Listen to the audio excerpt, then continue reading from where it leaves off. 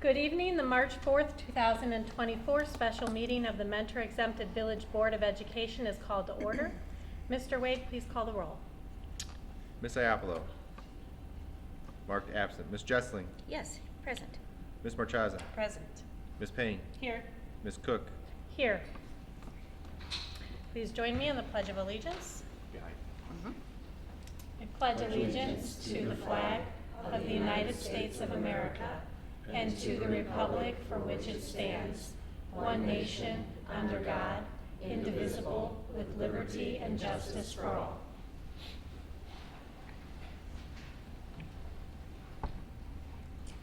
We'll start with the approval of minutes. Do I have a motion?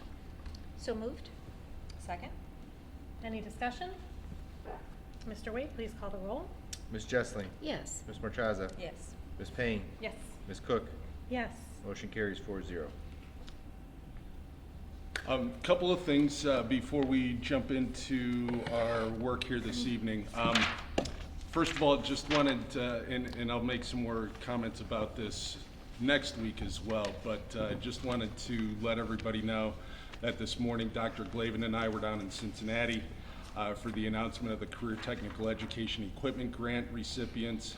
We are pleased to share that we have been awarded a little over $2.2 million to expand educational opportunities for kids.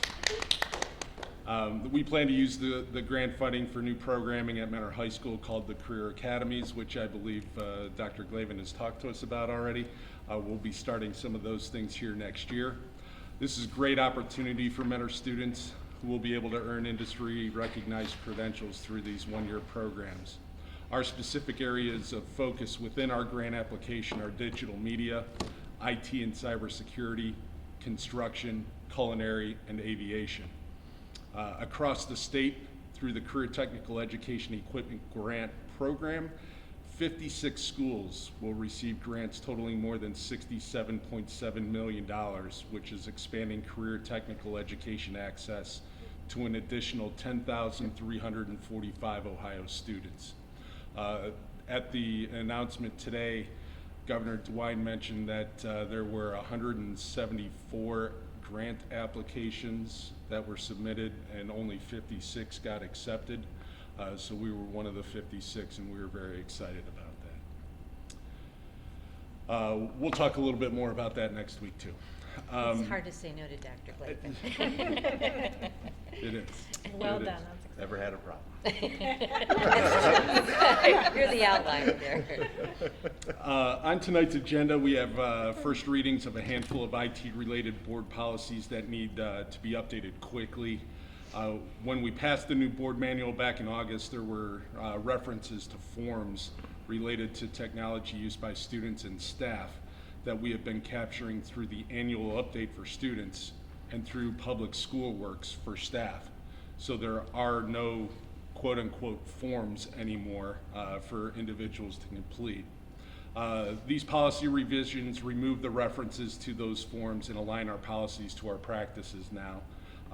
This is important for us to get it approved ASAP because the annual update process actually began on Friday, which technically makes our process not compliant with the board policies here at this time. So those are those first readings here this evening. Again, because it's a first reading, we do not need to take a vote. Any discussion? Okay. Thank you. Finally, we are excited to have Megan Grulich from Weston Hurd with us here this evening to continue our work around the inner workings of our Board of Education.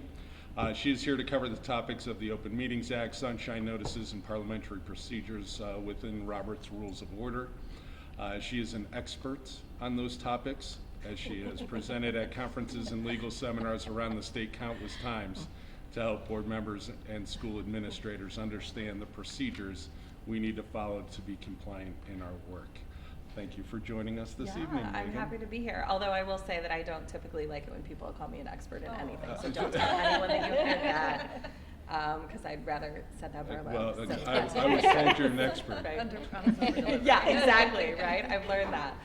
So thank you for having me. I'm sure it's 74 degrees outside and sunny, so no one would rather do anything other than this, talk about parliamentary procedure and open meetings. So, and public records potentially too. So we're going to start with, I don't know where to point this. Maybe two.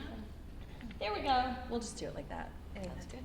All right. So here's our agenda. We are going to talk about parliamentary procedure first, which is a topic that I actually really enjoy. Bill has suffered through some of my records retention conversations, so that makes its appearance on some slides later on too. Then we're going to talk about the Sunshine Laws, including the Open Meetings Act and the Public Records Act. And I'm happy to answer any questions kind of along the way, but we're going to hit on some of the kind of hot topics that we typically get a lot of questions about. Parliamentary procedure is first. So the gold standard in parliamentary procedure is Robert's Rules. It is not required by statute. It's just a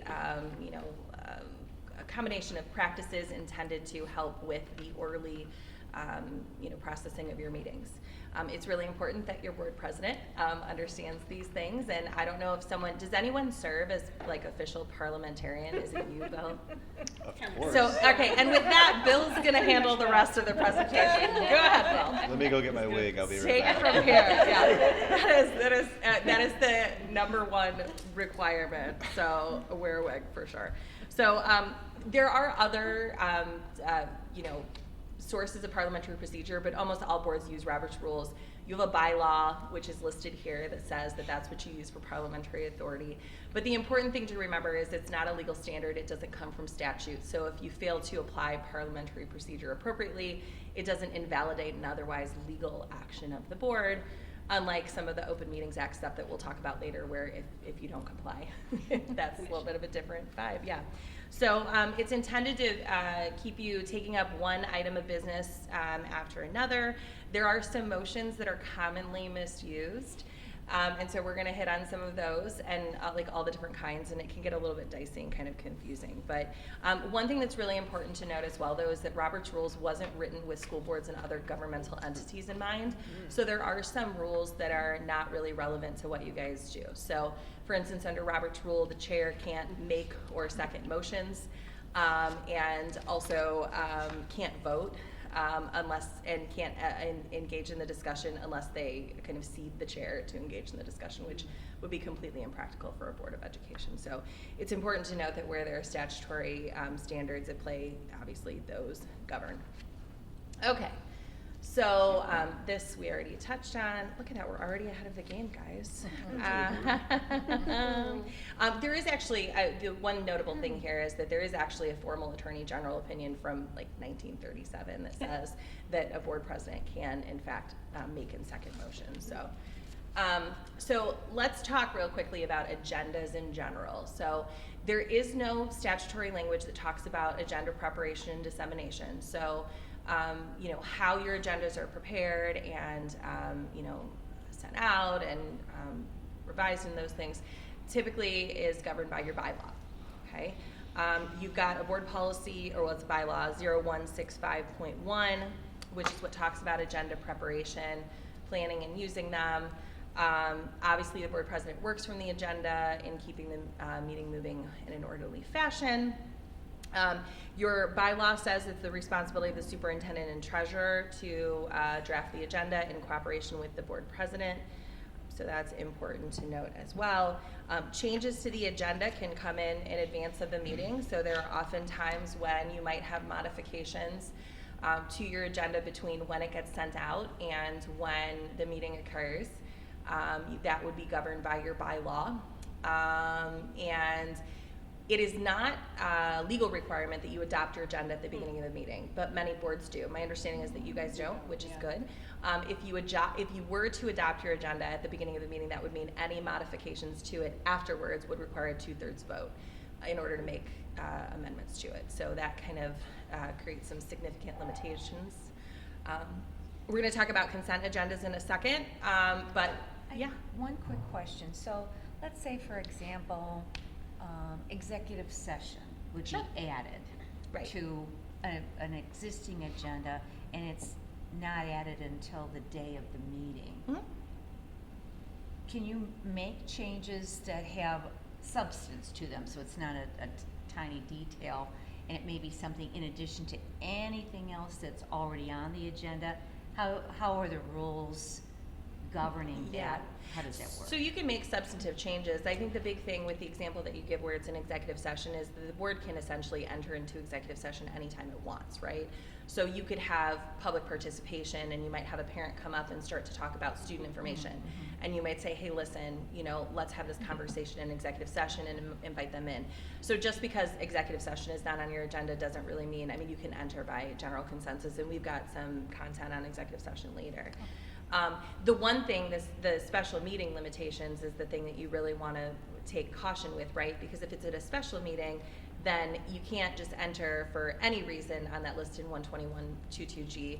It's limited to also the reasons for which proper notice of purpose has been provided. So there are some limitations there.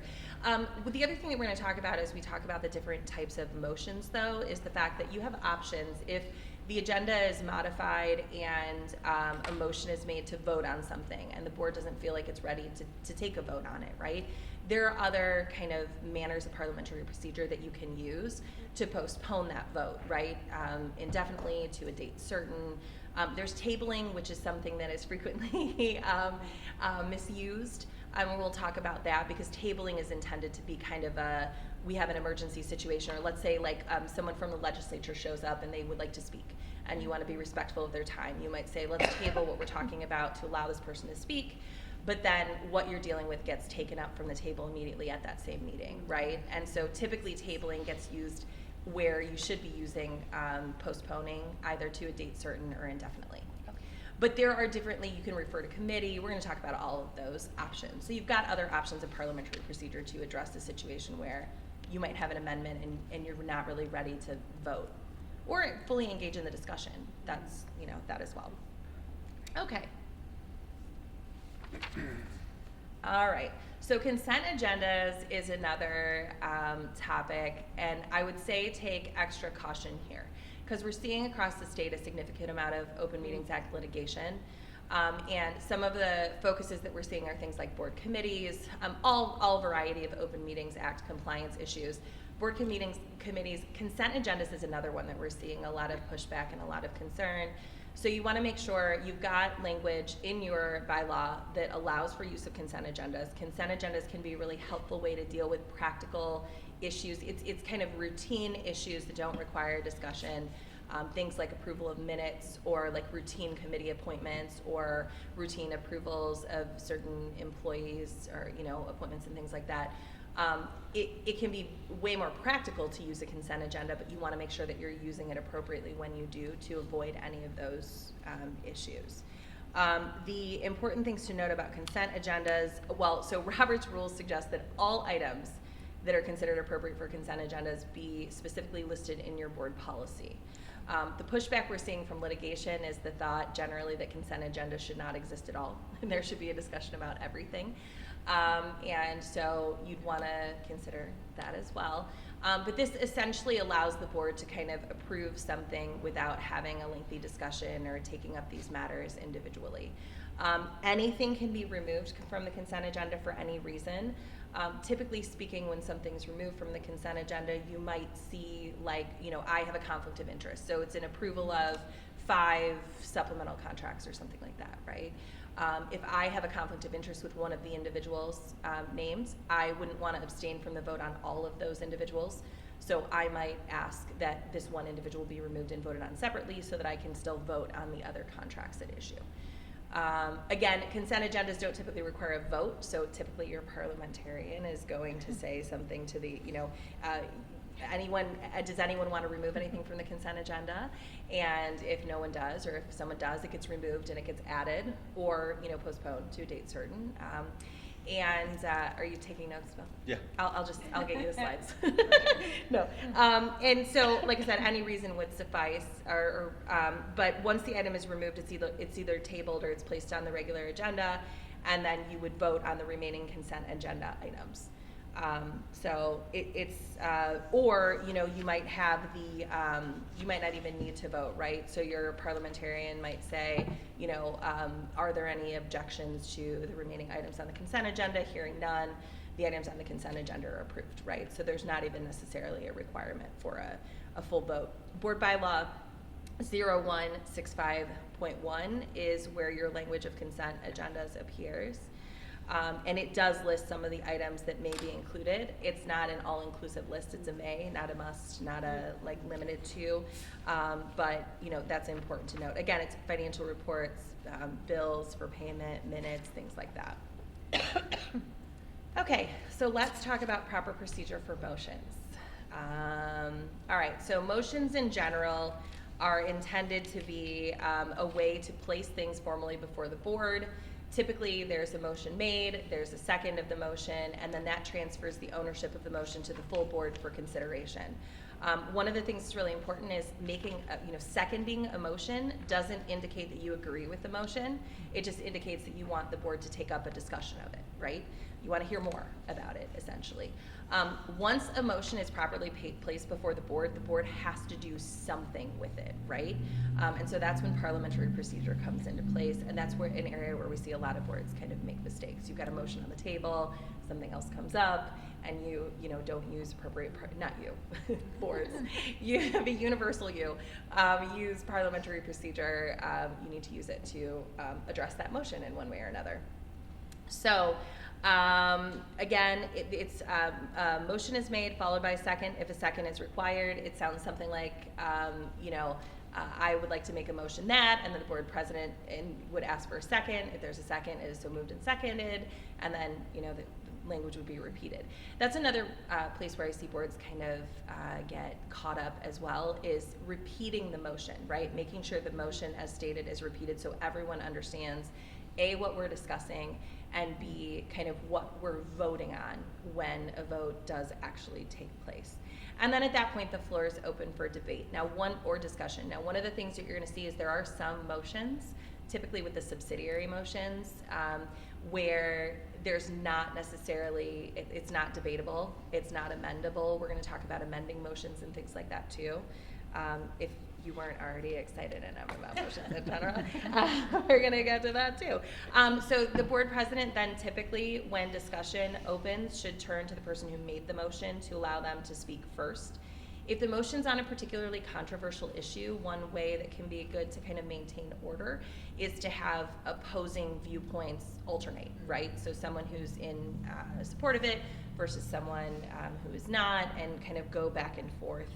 And then no one should speak twice until everyone's had an opportunity to speak.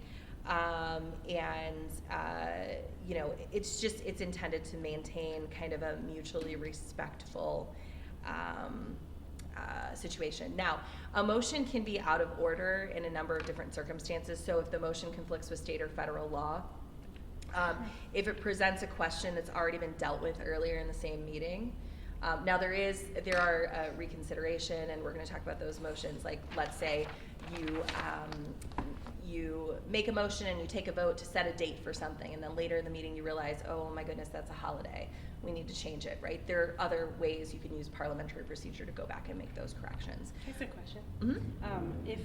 If somebody has the floor and they're discussing something, but then let's say they want to ask like Bill or Craig a question to clarify, does that person then lose the floor, or do they maintain? Well, so we're actually going to talk about the Okay. other ways you can use parliamentary procedure to ask for clarification or a question. Okay. It depends on what the question is, right? If it's a point of information, a point of Got it. order, if you are questioning whether something actually has been done correctly via parliamentary procedure, you might have a question about that. So the nature of the question Okay. might have an impact on how you would go about asking it, but it doesn't necessarily mean that then you've asked the question and then it switches from you. I mean, again, this is just a standard intended to make sure Yeah. that it's kind of an orderly processing and a mutually respectful conversation. Thank you. Mm-hmm, yeah, absolutely. And then the other incident or time where a motion might be out of order would be if it's outside the scope of the board's authority to act on. So, I just want to clarify Yeah. something, so that I know. So you said if there's a controversial topic, opposing viewpoints, Alternate? So just alternate Mhm. them. Okay. It's a good idea to alternate, right? And so then that way, I mean, and so there are other ways that you can use parliamentary procedure to limit the amount of time of the discussion in total, or limit the amount of time, each individual is speaking on the topic, right? Before something happens, we're going to talk about that So too. would the president just, so say someone says, I'm in support of this motion, would the president then say, do I have an opposing viewpoint? You And could then- ask, you could say, does anyone have an opposing viewpoint that they'd like to present? Okay. It's not that you're required to alternate, it's just if you've got an issue that's particularly controversial, it can be a good idea to make sure that, that conversation stays mutually respectful and then all of the viewpoints are heard, right? That's the goal. This is for the board to take up the issue and ensure that there's kind of an adequate amount of time for the discussion to take place. And again, like I said, if it's a topic that the board doesn't feel prepared to act on, there are ways to kind of postpone, whether it's postponing the discussion or whether it's postponing a vote. There are a whole host of options under parliamentary procedure. So exciting. Tell him, Bill. He agreed with his eyes. I saw it. You guys didn't notice, but I saw it. Okay. All right. Again, the remarks should be confined to the debate and the motion at hand. Typically speaking, you'd want the remarks to be addressed to the board president. Again, these are all intended to avoid personal attacks, getting, emotion involved. Typically speaking, especially when it's a controversial issue, people may feel it's a very, personally invested in the issue. The goal still, though, is to just make sure that it's a respectful conversation and discussion. So either the board might, someone might make a motion. There are other motions that can be used to call for a vote. The board president might say, are we ready to take a vote on this? The board president can't end the discussion alone, right? It's up to the board to decide when the discussion is going to end, and we'll talk about that a little bit more. When it is time for a vote, again, the board president would restate the motion, and then the vote would take place. Okay, so there's a lot to know when it comes to voting, and we're really only going to cover one slide. But the important things to note would be, again, like I said, that the board president calls for the vote of the members.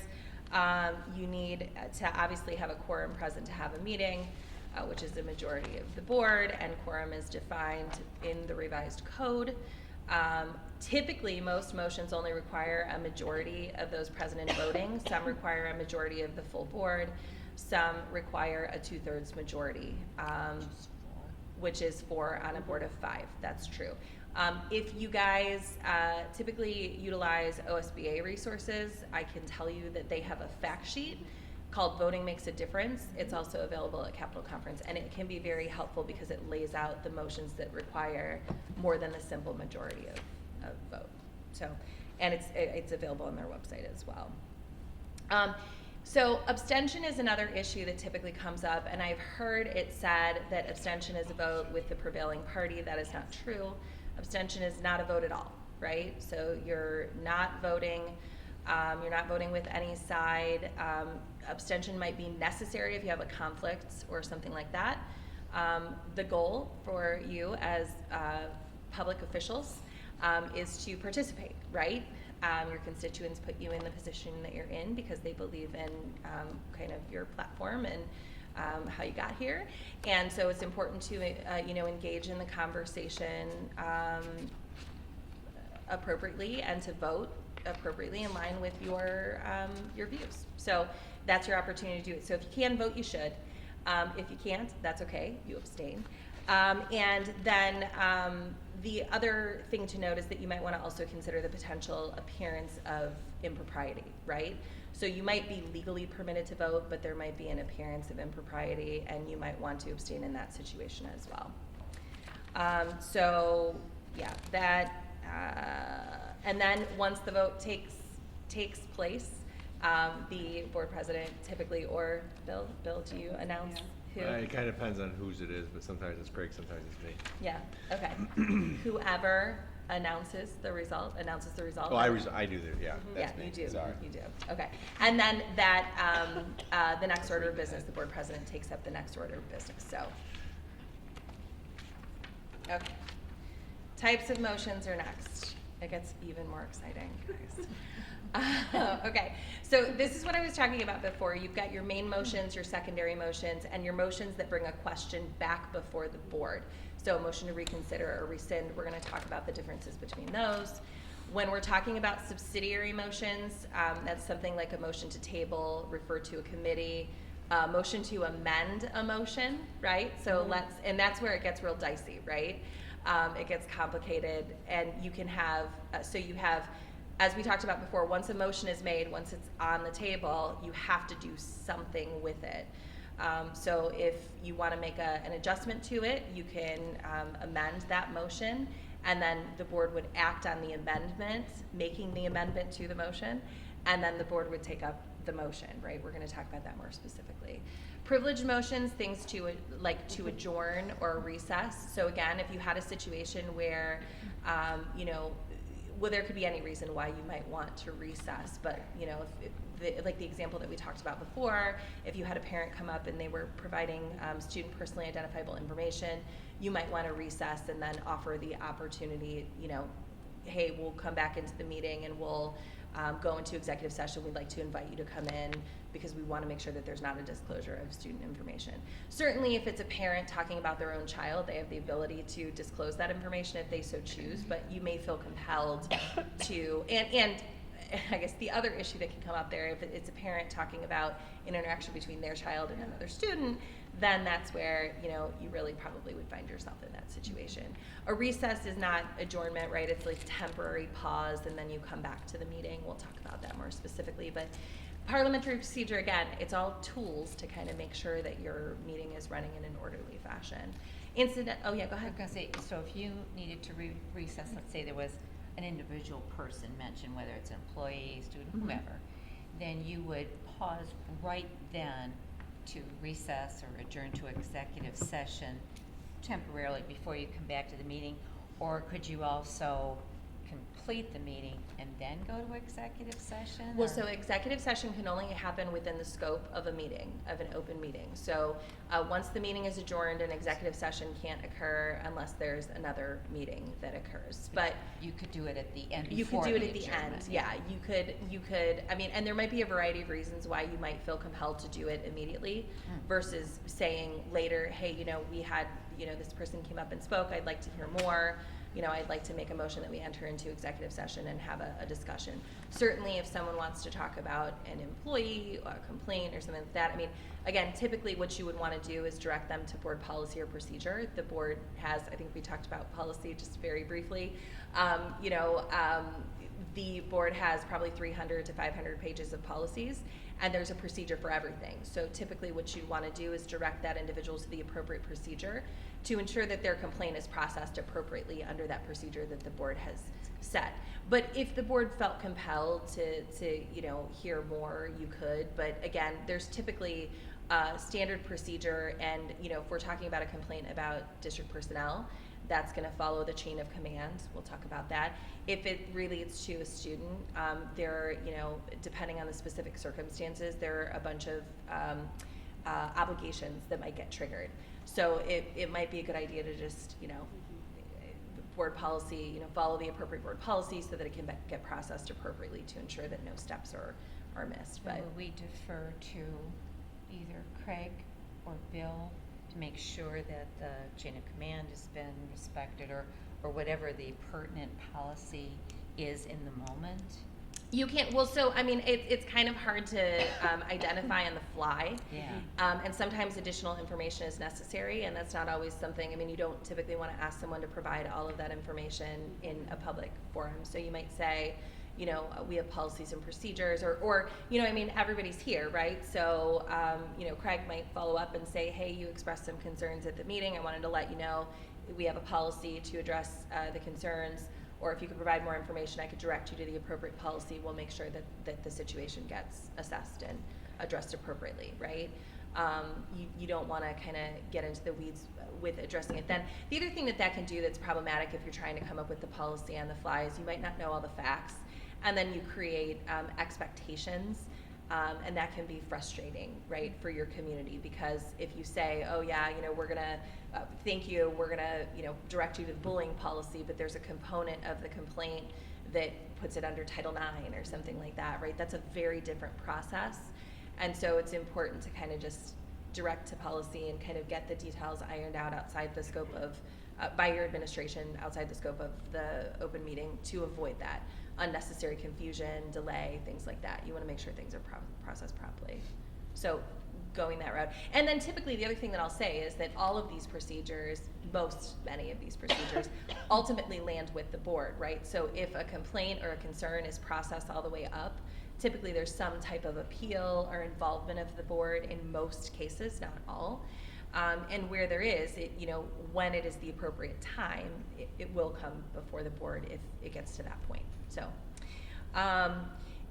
so the subsidiary motions are the motions that are procedural motions while in debate. So it does something with the main motion.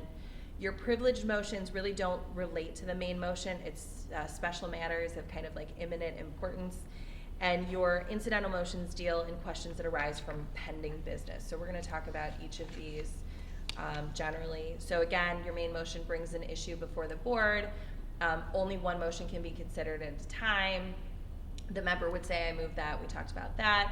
Then you'd have a second. The board president would restate, and the debate or discussion would open, ultimately culminating typically in the members voting unless one of the other subsidiary motions were used to, say, like refer to committee or postpone, and then the result is announced. So we are already kind of talked about those. So your subsidiary motions, here is a list of some that typically come up. Again, they allow the board to dispose of a main motion. I will say the moving to previous question is maybe the most understood or misunderstood motion. It's the call to question. So it's used to stop the debate on a pending question, and it's typically when the debate becomes tedious, right? Mm-hmm. So it's kind of like the enough with this conversation, do we all agree motion, right? So it can't be demanded by one member. As I mentioned before, your board president does not have the authority to close the debate as long as there's any one board member who wants to still continue to discuss. If the motion is unsuccessful, the debate continues. It does require a second. It is not debatable and it is not amendable. And it also requires 2/3 vote of those present and voting or unanimous consent. Sometimes the mere making of the motion indicates unanimous consent. Like sometimes board president might say, or parliamentarian or whoever might say, do we have unanimous consent on this? But again, so long as there's someone who wants to continue discussing, you would continue discussing. And you would say, I move to the previous question. Again, if it's adopted, the debate ceases and a vote is immediately taken on the question. The motion to limit debate or extend limits on debate, this is the one that I mentioned before. So you could say, I move to limit debate to 5 minutes per person, or I move that at 3 p.m. the debate will cease and we'll take a vote, or I move to extend the time. And that is typically how that one works. The motion to refer would send the main motion and any pending amendments to committee for further study or refinement. So it requires a second, it's debatable and amendable, and it would be, I move to refer the motion to, and then you would name the committee with instructions to. So like the important thing when we're talking about a motion to refer would be, did somebody push a magic button to make it so that you get to leave? That's fair. We're not even there. We still have 56 minutes. Nice try. Okay. Really what's important here is that you want to make sure that you're specific about what committee, when a report is due, what kind of the limitations on the committee would be. So you want to make sure that that's all specified. So that's another one. Now, tabling.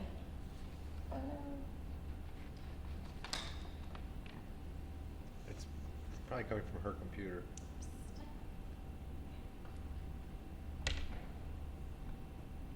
Thank you. Tabling is another frequently misused motion, as I mentioned.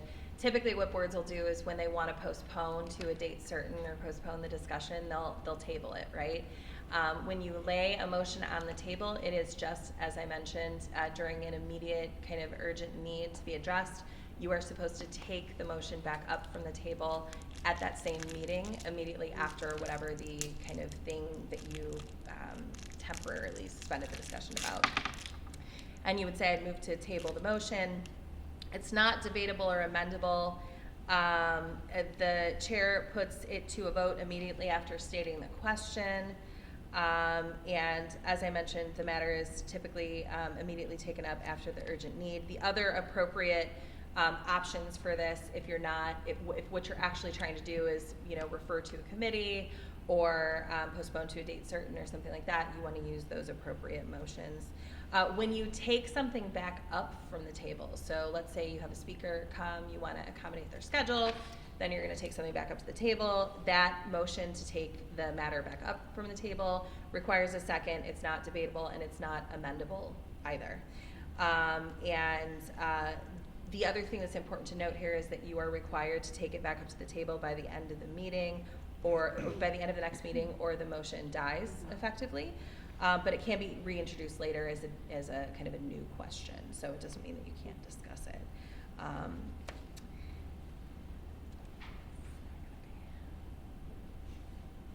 You're gonna get your steps in. Or I could just come back there and push the button, that's also fair. Okay, and then I'll get my steps in. Okay, either way. All right, so the motion to postpone is next, and like I said, that's more appropriate than tabling. That's when you're not really ready for a vote or you don't have enough information that you feel like is necessary. The correct people aren't in the room. As I mentioned, you can postpone indefinitely or to a date certain. And so postponing indefinitely kind of ends the discussion. As I mentioned, well, I don't know that I actually did mention this, but if you postpone to a date certain, then you take it up as unfinished business at the subsequent meeting when you've postponed it. Do you actually give a date? You decide on a specific date? So typically speaking, right, like you might say, I move to postpone this discussion to our next board meeting, or to our, what month is it, March, to our board meeting in April. Our first board meeting in April. So if you're postponing to a date certain, you would want to say what that date is going to be. If you're otherwise, you would be effectively postponing indefinitely. What if you were postponing, say maybe you were going to do a survey or something? Like postponing until this information is gathered or this is reviewed or something? You could do that as well. Now, the other thing that sounds very similar to that would be maybe if you're assembling like an ad hoc committee and then in that case, you would move to refer it to committee. Right, that like we talked about with the instructions in it, and you would use maybe one of those other subsidiary motions to refer it to committee. Then it gets, if that gets approved, it gets referred, and then that kind of disposes of the motion for the time being. So yeah. Okay.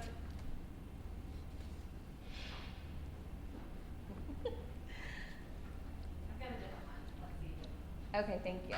Okay, well, we'll talk about amendments since everyone's waiting with bated breath. Okay, so another subsidiary motion is an amendment, and this is where it gets really exciting, guys. If you want to amend a motion, it adjusts the wording in some way. It removes wording, it adds wording. Thank you so much. It does, the important thing to note is that the amendment has to be germane to the main motion. So it can't have something like nothing to do about it. So if it's, I make a motion that we approve purchase of a new desk for Bill Wade, right? And then someone says, I want to amend the motion and move that we purchase Bill a new desk and a new chair, right? That's germane to the motion that's at issue. If someone moved to amend the motion to say, I would like to amend the motion that we buy Bill his desk and that we also approve all of the board president's expenses for Capitol Conference. That's not germane to Bill's desk, right? And so that would not be an allowable amendment. And so that's kind of where that piece comes in. Bill, do you need a new desk? Probably, we should have but called I'm me in good. advance. We I'm could have worked something in that was better. Okay. It does require a second. It is debatable. And an amendment is amendable. Yikes. Yeah. But you can have an amendment to the amendment. And that's really where it gets dicey. So again, you can only amend an inserted word or a removed word. You can't amend a separate part of the motion not currently being amended if you are amending the amendment. This is why people hate lawyers, by the way, just in case anyone was wondering. This is very, I mean, it's not top of the list, but I think it's maybe top 10. You could add wheels to it. Yes, you would add wheels to the chair, yeah. And then someone could say, I would like to amend that because Bill doesn't need wheels. That's just gonna make him more, mobile, and then, no one wants that. Let's keep him in his Might be office a where he slip and belongs. Sorry. fall risk.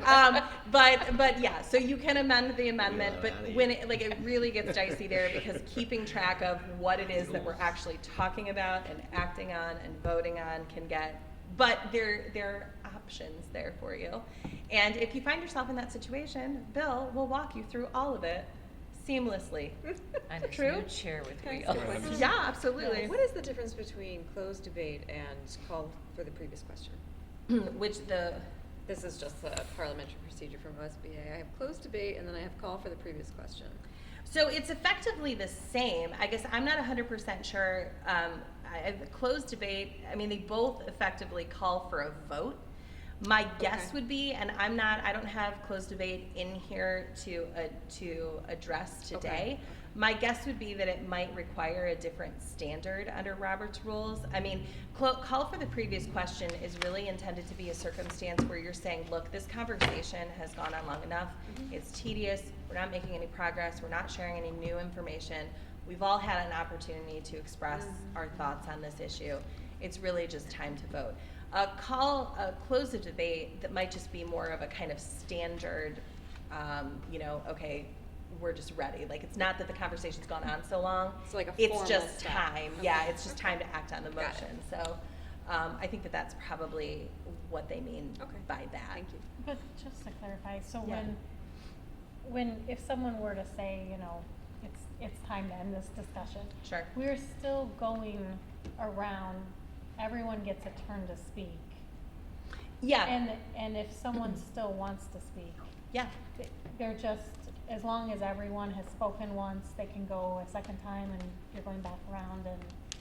Yeah. There are a couple of And options. that can keep going Yeah. until, So long as any one board member still wants to speak on the issue, Okay. you can't shut it down, right? yes. And so, and there are other things that you could do in that situation as well, right? So if you're thinking, it's gotten tedious and we want to put some limitations on it and kind of get to the point where we're voting or we're taking some other action, like referring to committee if that's what's necessary, or postponing if we don't feel like we have the information that we need to kind of actually take action on it after the discussion, or something to that effect. I mean, you could use the other options to do that, right? Like you could refer to committee or something like that. So even if you do you go the route of a call to question, you say, look, this is tedious, we've had enough time, and that doesn't get approved, you can look at other options under parliamentary procedure for addressing that might be more constructive,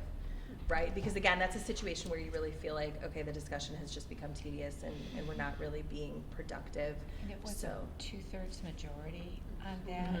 Yeah. So that's very decisive where. it is, and the reason is because it takes the right away, not indefinitely. If it gets approved, right, it does, Right. because you're gonna take action on it. Yeah. And so it's taking a right away from board members, and so for that reason, it requires a higher standard in terms of approval.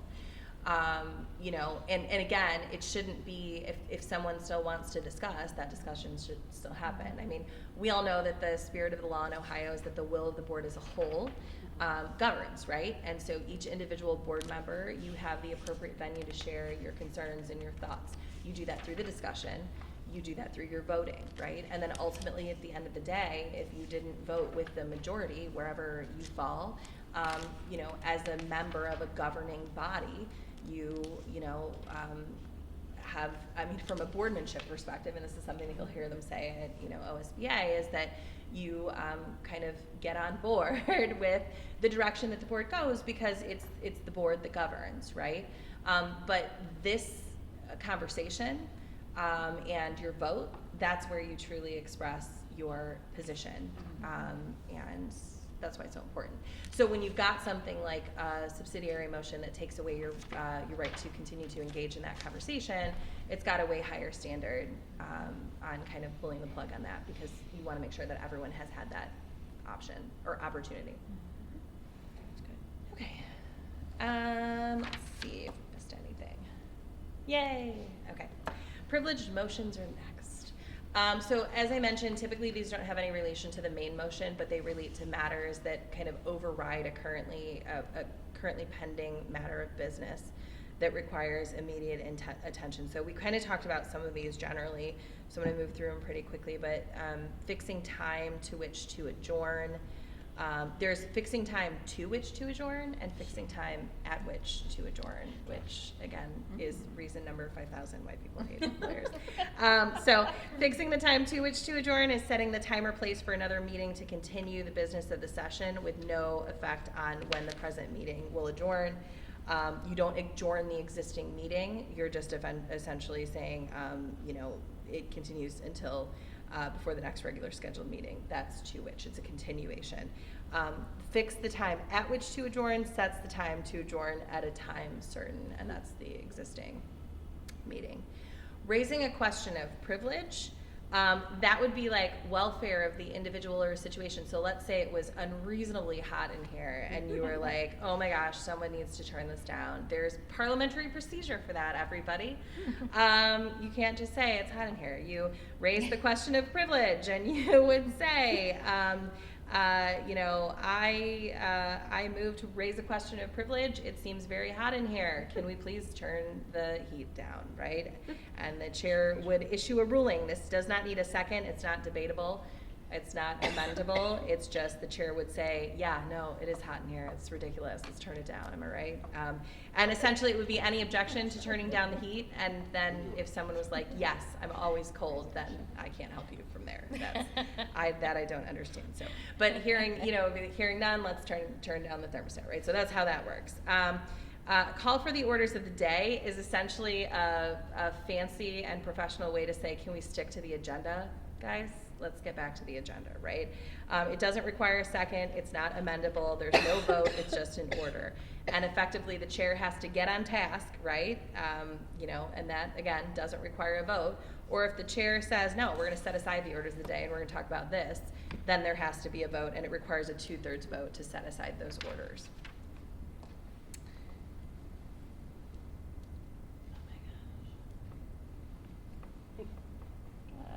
There we go. We did it. Okay. Teamwork makes the dream work. All right. Recess is another privilege motion. I know we kind of talked about this before. Like I said, it's a short break or interruption. It doesn't formally adjourn or close the meeting. Anytime you're going to recess, you should set a time limit, right? So you'll say, we're going to recess for 10 minutes or 15 minutes, and then we're going to come back. The only allowable amendment to a motion to recess would be time. So if I say, let's recess for 10 minutes, and you're like, well, I don't think that's enough time. I'd like to move to amend the motion to recess for 20 instead of 10, something like that. Does it get a separate, like 2 votes then? Yeah, well, so if if you made an amendment and you were like, I would like to motion to recess for 5 minutes, and I was like, that's unreasonable. I think we should recess for 15. I would have to make a motion to amend your motion to recess for 5 minutes. Only if it's been seconded though, right? Can you amend a motion that hasn't been seconded? Well, so typically you would call for a second first because the motion's not really open for debate until it's been seconded. So yeah, if you would first take up that issue and then you would switch over. And you have to vote on the. Then we work our way back. You work down Yes. and you come on And back. then you would discuss and take action on the motion to amend the I'm just asking that motion. you all forget everything that Megan's talked to you about today. and we See what you continue- tell us what to Yeah. do. Just do whatever Bill Whatever says. Bill says. It's Yes. totally fine. That is I will not keep order, I legal promise. advice. Do It's not. not by statute, that's the most important. Right, it's not by statute. Yes, see? none of this It's is a gentleman's legally agreement, required. Gentlewomen's agreement, It's just whatever. intended to make everything move smoothly. It makes so much sense, right? Okay. Obviously, it feels so much smoother already, clearly. If you had a scheduled recess and you didn't want to take it, the other thing that's important to note there is that a motion to kind of ignore a scheduled recess takes a 2/3 vote. So let's say, you know, if you wanted to postpone the scheduled recess, that's a very high vote because, you know, it's important. Somebody planned that in advance. Okay. Okay, all right. The other privileged motion is the motion to adjourn. Again, this closes the meeting. It requires a second. It's not debatable and it's not amendable. Any remaining items after you adjourn are unfinished business at your next meeting. Typically, this is through unanimous consent, and unanimous consent is typically used in circumstances where it's kind of like housekeeping matters of kind of low importance, and there's not a lot of controversy or opposition or anything like that. So, and so typically how this looks is if there's no objection, we'll adopt a motion to adjourn the meeting. One of the things we're going to talk about in a couple of minutes when we talk about open meetings and executive session and things like that.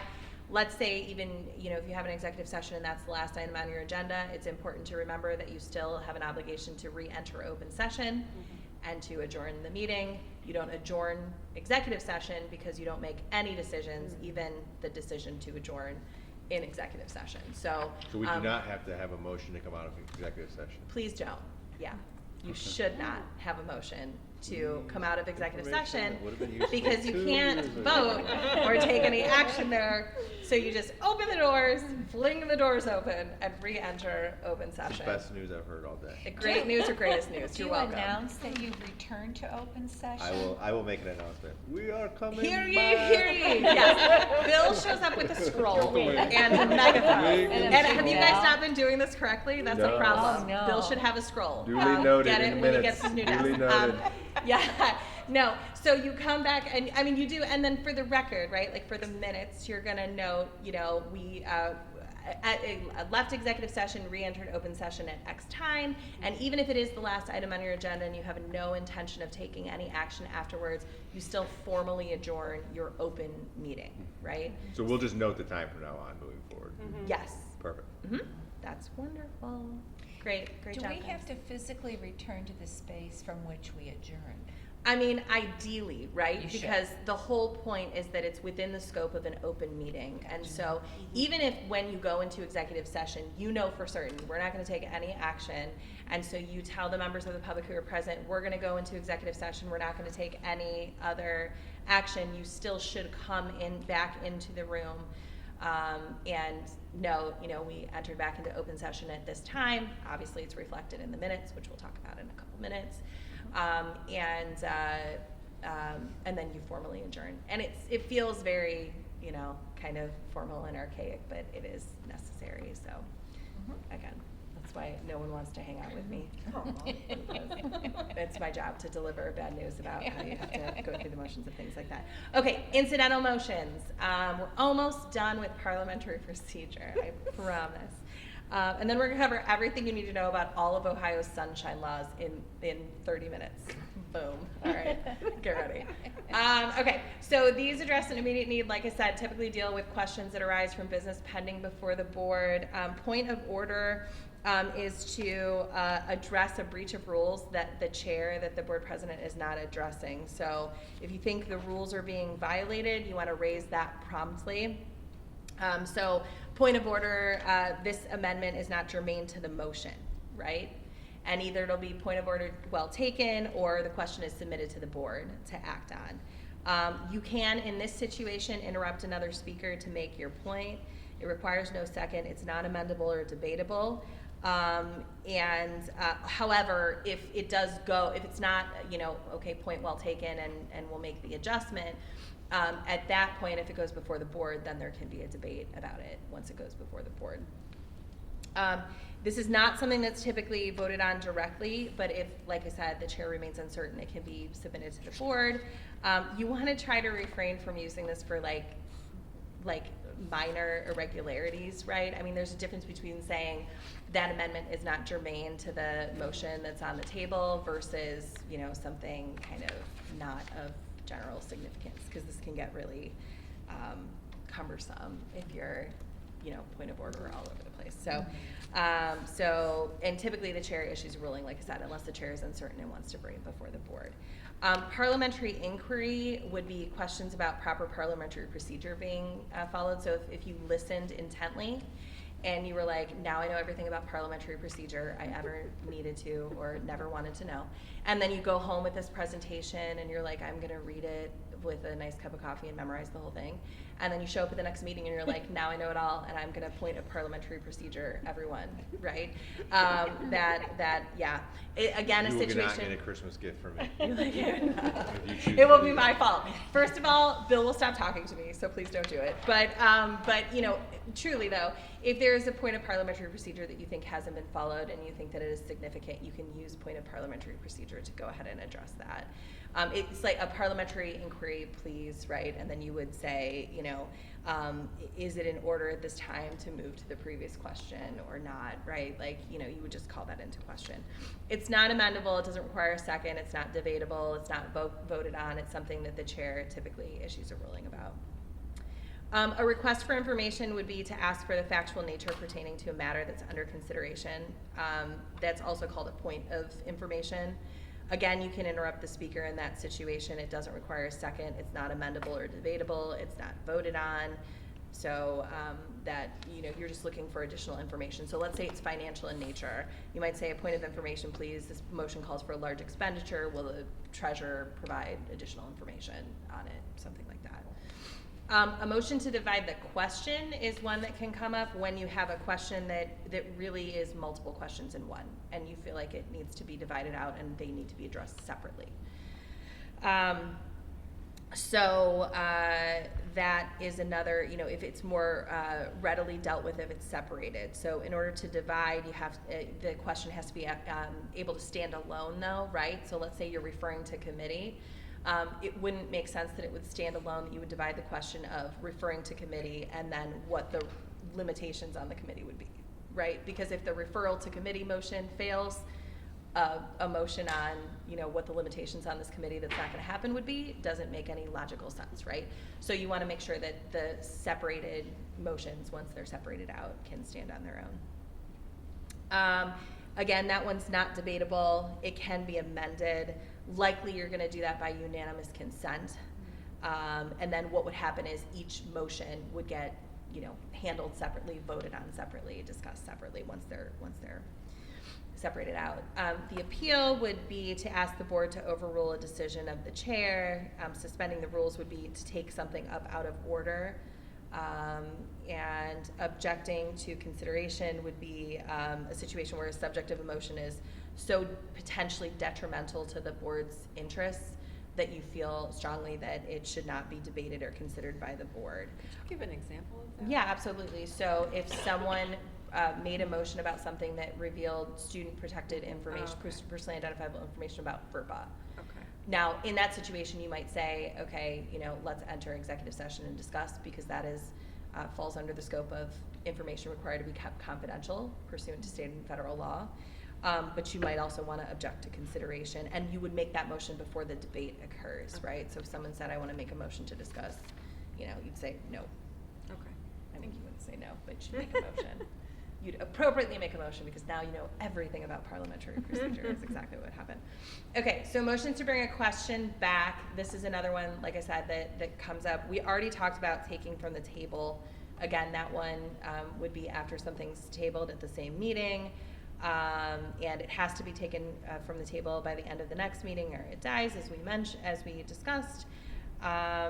It can still be reintroduced later as a new issue. But so let's focus on. Oh, it's not you. It's not you, it's me is the problem. I don't know. For anyone who's wondering, my husband works in IT and I've made it my life's work to not learn how to use technology, and that backfires. Mine too. Don't tell me. That has not boded well for me. Turns out it was foolish. Okay. All right. So motion to reconsider is one of those. So this is used, as I mentioned, to correct a hastily made, ill-advised, erroneous action, something like that. A motion to reconsider has to be moved by a voter on the prevailing side. It does require a second, it's debatable, it's not amendable, and it can only be moved at the same meeting. That's gonna be different than the motion to rescind, which we're gonna talk about next. This can get complicated because it creates a two-step process where you first vote on whether to reconsider the vote. If it passes, then the motion to be reconsidered is again under discussion, and then you go through that whole process and a vote is taken. If it fails, only the motion to reconsider is taken up, so there's not a second step.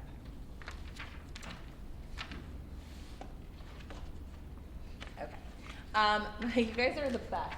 Remind me to buy you something when we're done for pushing the button. Thank you. You're good friends. Okay. I've got so many clickers too, by the way. I'm just. No, it's great. It's kind of like I'm probably gonna put one of these in my pocket before this. Fine. It's fine. No, I'm just kidding. I'm totally kidding. Okay. Motions to bring back to rescind. Again, it cancels a previous action or order by allowing the board to change an action adopted at a previous meeting. Any member can move. An example of when this is used appropriately would be like correction to minutes, right? So when you have the minutes before the board, and you might say that's actually inaccurate. Now, when we're correcting minutes, we're not talking about changing something that you wish had happened differently. We're talking about a genuine correction, like that's not what happened, that's not what I wish would have happened. But this can be used for that purpose. And so it would be, I move to rescind the motion that was adopted, and you name when it was adopted, and then you would say the motion that was adopted at the last board meeting too, and then you would describe what it is. It requires a 2/3 vote of the members present or a majority of the full membership if notice is given in advance.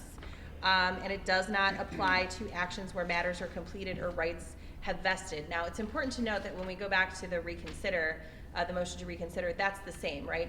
It's less likely that a right would have vested or an action would have taken place if it's within the scope of the same meeting, but I suppose there are circumstances where it could have. And if that's the case, these options are off the table because once those rights have vested or an action has taken place. Yeah. Okay, 29 minutes, everything you ever wanted to know about the Sunshine Laws. Okay, the Sunshine Laws are the Open Meetings Act and the Public Records Act. Here are the statutes for those of you who are going to read not only this presentation, but all of the laws after this. And maybe the Attorney General's Sunshine Law Manual, right? That one's a real nail biter.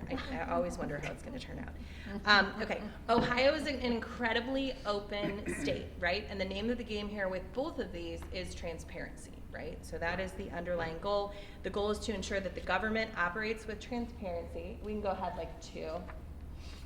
We can keep on trucking. There we go. All right, so let's talk about the basics of the Open Meetings Act.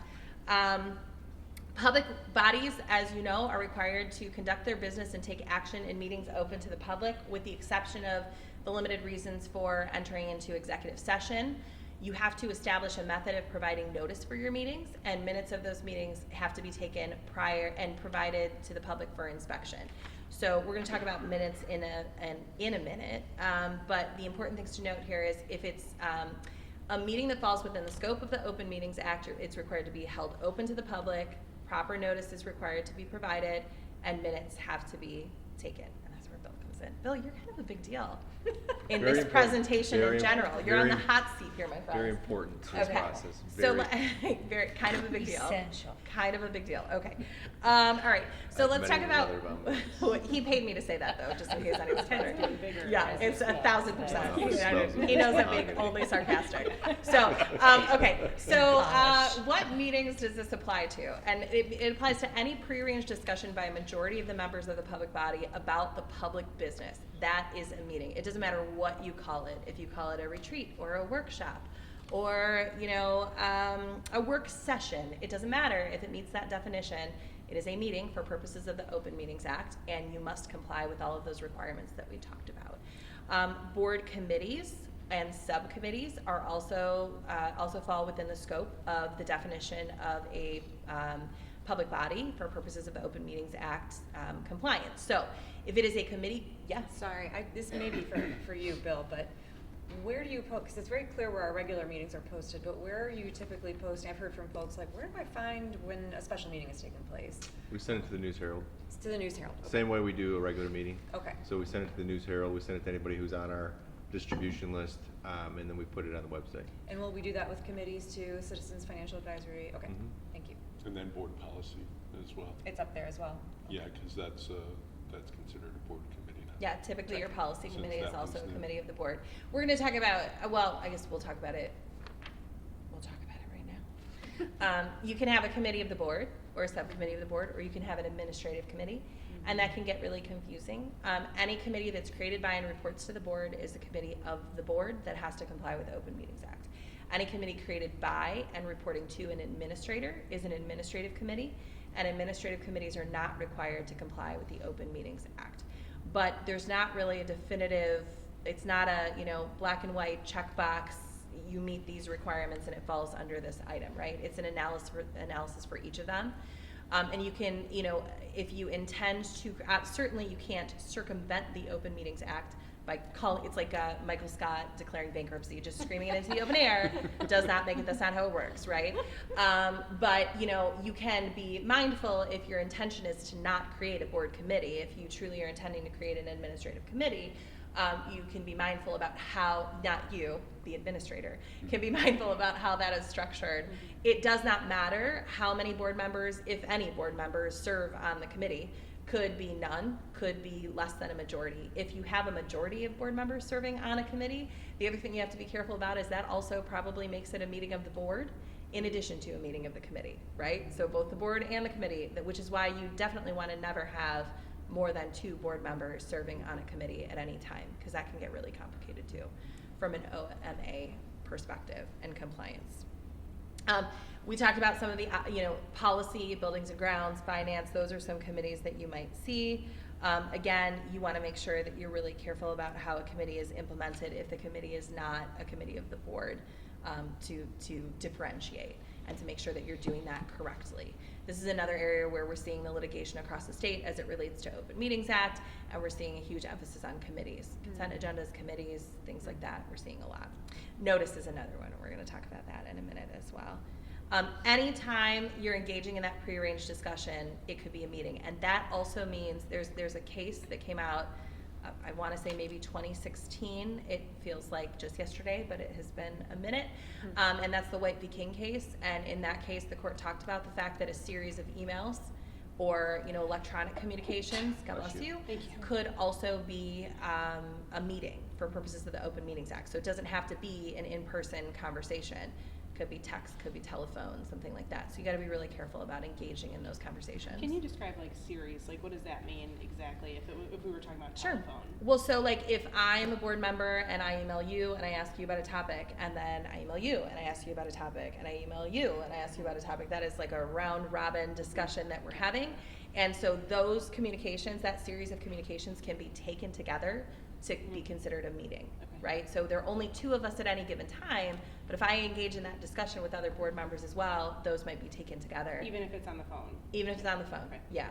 On the phone, via text, via email, anything like that. And so you can get into trouble if you're not careful. A good way to avoid a situation like that would be for instance, if let's say you needed to schedule a meeting, typically you're going to have your treasurer reach out to the board members individually and say, hey, when's the time that works for everyone? I understand we need to schedule a special meeting or something like that. If it's a conversation between one administrator and one board member, and there are never multiple board members even taken together, it can't ever be a majority because you've never got more than one board member engaging in the conversation. Thank you. Yeah, absolutely. All right, okay. Thank you. Okay, so notice depends on the type of meeting. Again, this is another one where we're seeing a lot of focus in the litigation across the state.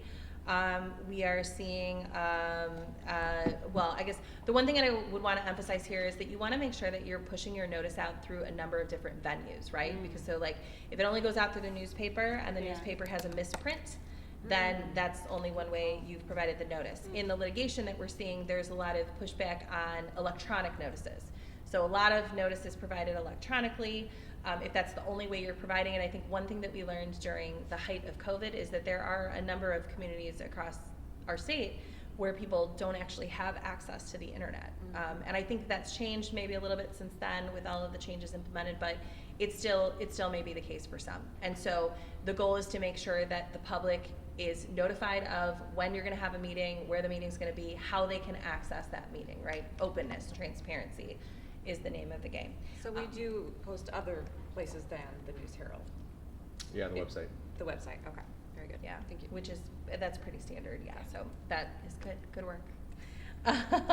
Okay, so what you want to ask is, can the public reliably find out when the meeting's going to be, find that notice, and get, so that they have access to your open meeting? Okay, so the type of notice that's required depends on the type of meeting. So we all know regular meetings are meetings that are scheduled at your organizational meeting. Any meeting scheduled outside of your organizational meeting is a special meeting. Again, doesn't matter what it's called. So anytime you have a prearranged discussion by a majority of the board, you have a quorum present, or, you've got that situation, right, a series, that is a meeting and that is a special meeting. Emergency meetings are kind of a subcategory of special meetings. Those are in emergency circumstances, and we're going to talk about that in a second. But it is really just a subcategory of a special meeting. So there are really only two kinds, and then the subcategory of the special meeting. So let's talk about regular meetings first. You are required to meet at least once every 2 months, although most boards meet monthly, sometimes even twice per month. Any topics that are properly before the board can be considered at a regular meeting. Regular meetings are addressed in Board Bylaw 0165.1 and Revised Code 3313.15. And as we discussed, you have to notify the public of the time and place of your regular meetings using consistent methods that are set forth in your board policy. So you want to make sure your board policy clearly indicates what your methods are. That is another area that we're typically seeing pushback in the litigation across the state. Thank you. Special meetings require notice of time, place, and purpose, as we noted. So something like general purposes is not a permissible notice of purpose. It has to be adequately detailed to allow the public to know what it is you're going to be addressing. Now, the one thing that I will say is, if you are rescheduling a regular meeting, there are two schools of thought on what happens to that meeting. There's a more conservative approach. The courts go both ways, and I think it might not even be 100% clear in the Attorney General's Sunshine Law Manual either, and they kind of address the fact that it can go either way. A rescheduled general meeting either can, if you're being conservative, be considered a special meeting because it's been rescheduled and the time's been changed from what was said at the organizational meeting, or you can just still consider it a general meeting. It's, not as conservative an approach, but it's not typically, it's reasonable to say, okay, we just changed the time. And I think depending on the date, time change, how significant of a change it is, you might want to go one direction or another. So it's maybe a case-by-case analysis of how you want to handle that.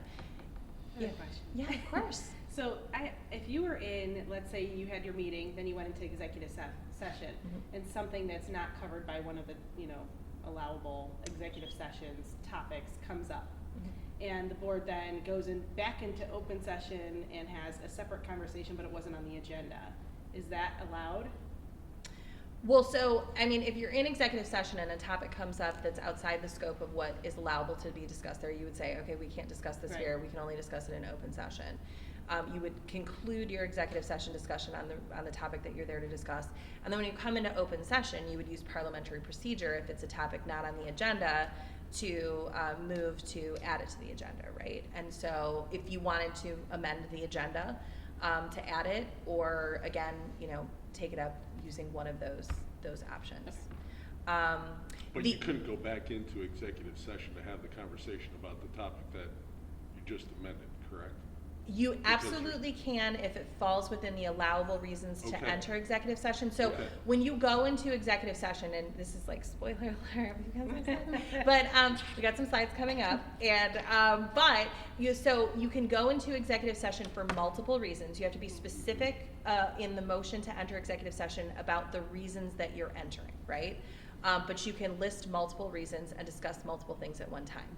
If you find yourself in executive session and it's an allowable discussion, but not a discussion of a topic that was cited in the motion to enter, you can come back into open session and motion to re-enter executive session to discuss that other reason, so long as it is one of those allowable reasons under 121.22G for executive session.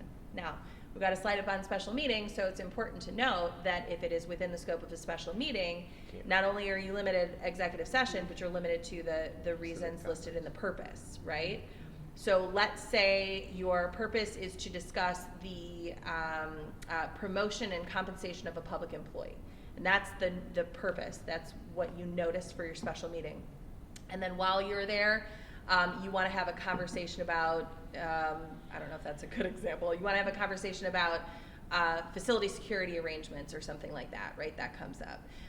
You can't have that discussion in executive session, even though it's an allowable executive session reason, because it wasn't properly purposed for that special meeting. Now, you could subsequently call another special meeting for that purpose, or you could discuss at your regular meeting.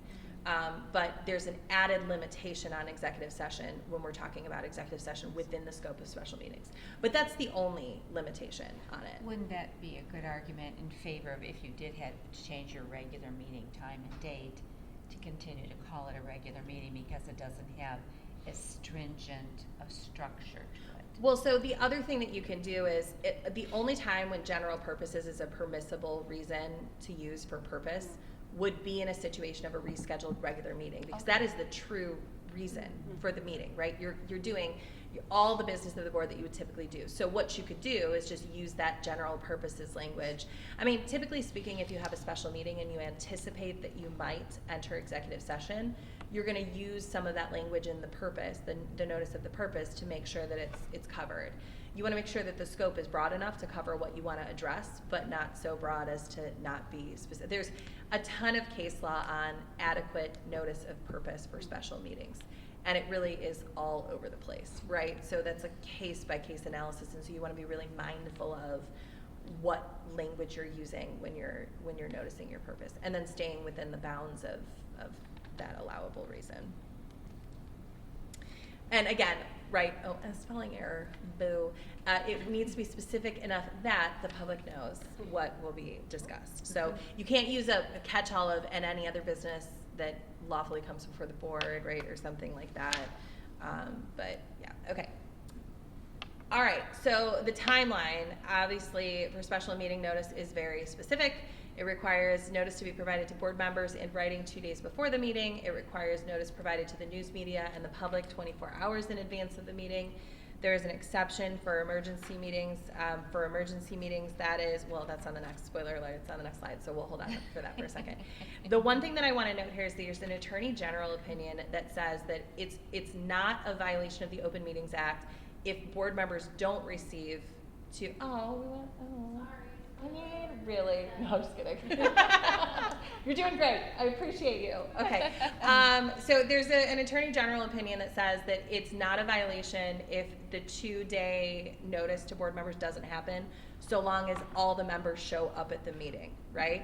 You don't want to hang your hat on it. You don't want to make it a practice, but it's good to know that it's out there. So if everyone's made aware and everyone shows up and has the opportunity to participate, but you didn't give that 2 days notice, there's a little bit of a kind of a safety net there. So not something to rely on, but And yeah. can it be electronic? I'm not email, but like, could you get a text, especially if you were having a special meeting for some specific purpose and didn't even have time to drop, we have, big power outage, we have to address something immediately. Can that just be a text to all members and you would ask for please reply?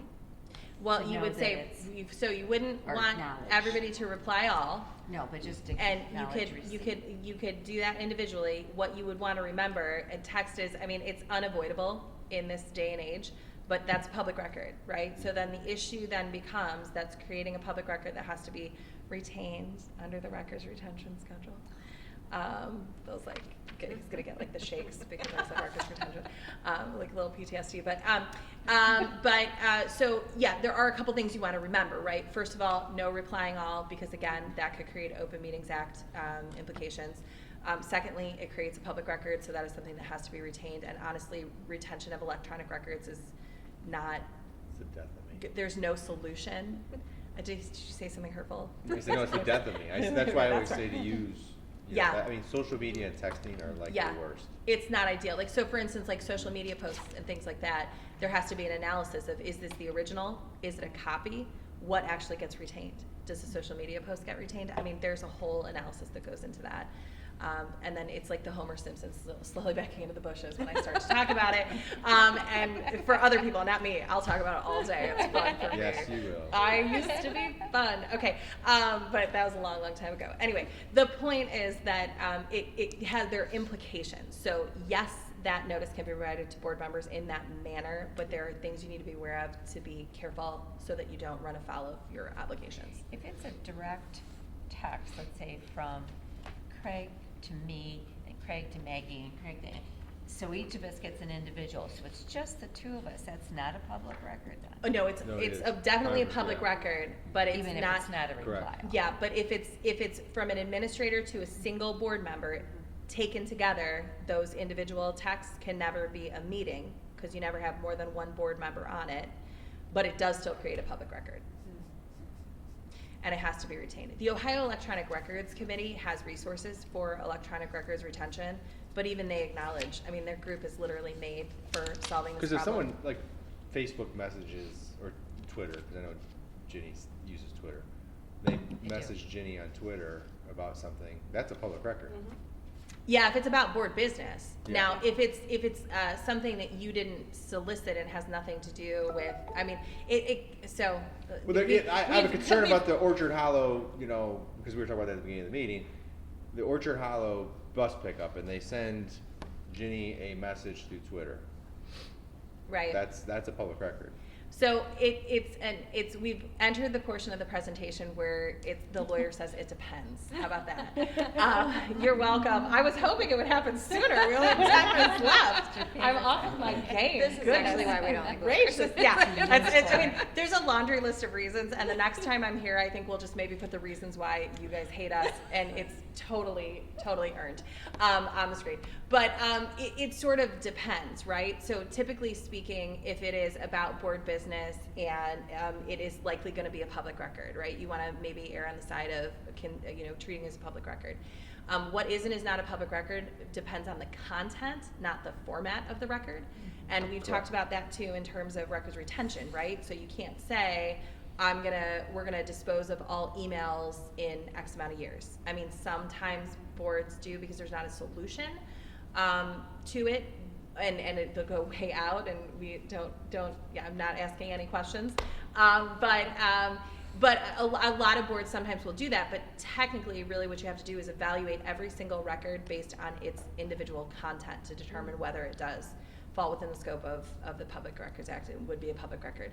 In Likely that would perpetuity. be a public record. Yeah, literally forever. In Well, I mean, perpetuity. the records retention schedule actually tells you exactly how long, and that also depends on the content and an analysis of the content. So Your good. spare time. So great. Okay. the word. All right. Emergency meetings. That's Do what it. it's like you just 9 said. minutes, Yeah, friends. get rid of it. All right. So, like, We got this. Facebook and stuff, like, yeah, like, just. Okay. Yeah, like it's. All right.